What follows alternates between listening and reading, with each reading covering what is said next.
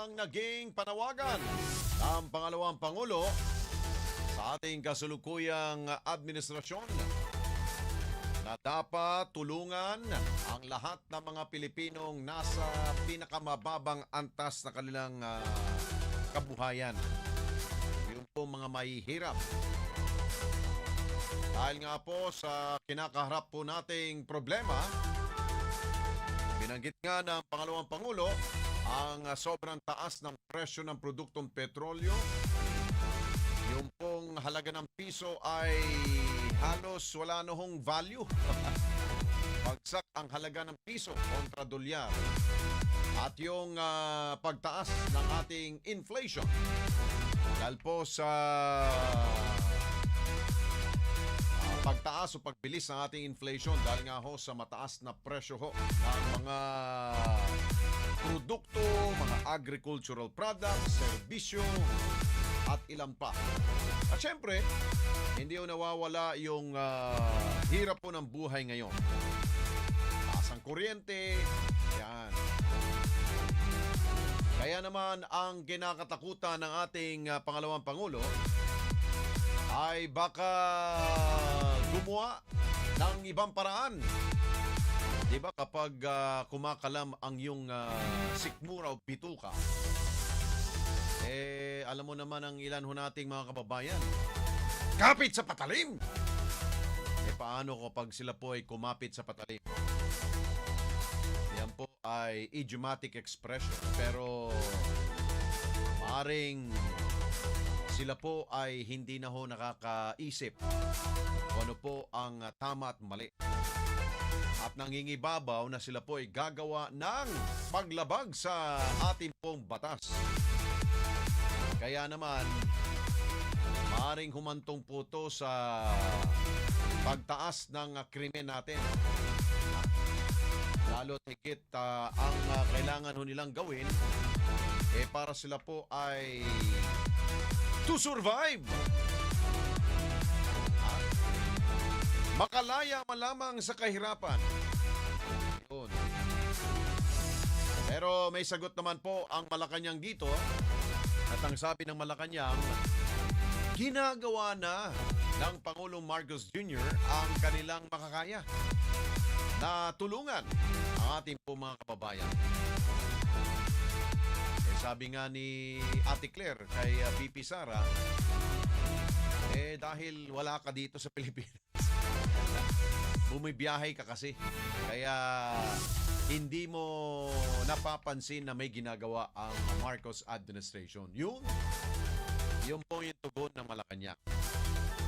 Pero dapat hindi po to gawing wag mapikon ditong Malacanang. Sana ito po ay hudyat ng challenge sa inyo. Di ba? Para sa ating pong mga kababayan, parang nakikita na nila. Biruin mo, dahil po sa problema ho natin sa mataas na presyo ho ng petrolyo. Kita nyo ilang beses na ho yung yung gas and run na yun ang nangyayari. Alam mo yung gas and run, di ba may hit and run? Ito magpapagas, tapos hindi nagbabayad. Biglang sumisibat. O ilang beses na ho yan nangyari dito sa ating bayan. Marami pa ho tayong mga nakikita. Meron hong mga nangu-hold up. Sa Bisaya pa, udtong tutok. Nangu-hold up, nagsasnatch. Bakit nga ba ho sila gumagawa nun? Kumakalam na hong sikmura nila. Yun na hong ang alam nilang paraan para sila po'y kumita sa masamang paraan. O, diba? So, yun po yung mga kailangan hong bantayan natin. Yan yung mga senyales na kapag ang ilan po natin mga kababayan ay feeling nila ay wala ng pag-asa. Diba kahapon nga nabanggit nga natin na tinanong sa survey, diba? Ilang porsyento yung Kuya Jonas? 30+%, diba? Na nagsasabi na hindi na gaganda ang kanilang buhay. Diba? So, talagang meron ho mga nawawala na ho ng pag-asa. Kaya ito yung gusto hong iparating ng pangalawang Pangulo sa kasulukuyang administrasyon na wag sana hong masamain. Na ang gusto lamang ho niya, parang babala, warning. Siya naman, nakikita ho niya yan. Dahil siguro, nangyari rin siguro po sa panahon ng kanyang ama. Nung tayo po ay nakaranas ng pandemya. Di ba? Paano ka ba makasurvive? Pero yung mga snatcher po, hindi po lumabas dahil takot po sila matamaan ng COVID-19 nun. So, sabi niya, ano ba?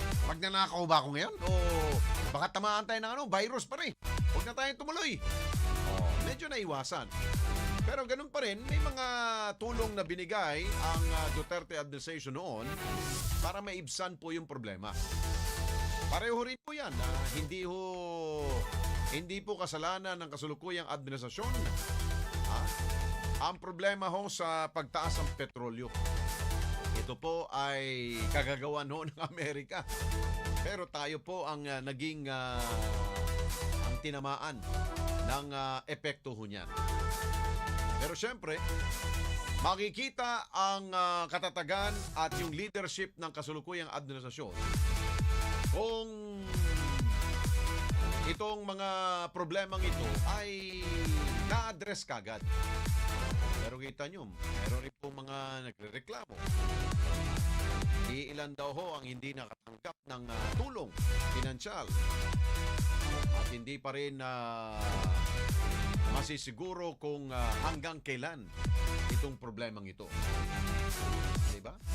Kami ngang humihiling na para at least amintina na hindi tataasan naman ang presyo ng petrolyo. Tanggalin ang VAT. Pero ano nangyari? Parang isinasantabi at hindi pa inaaksyonan. Yung mga ganon na dapat mabilis umaksyon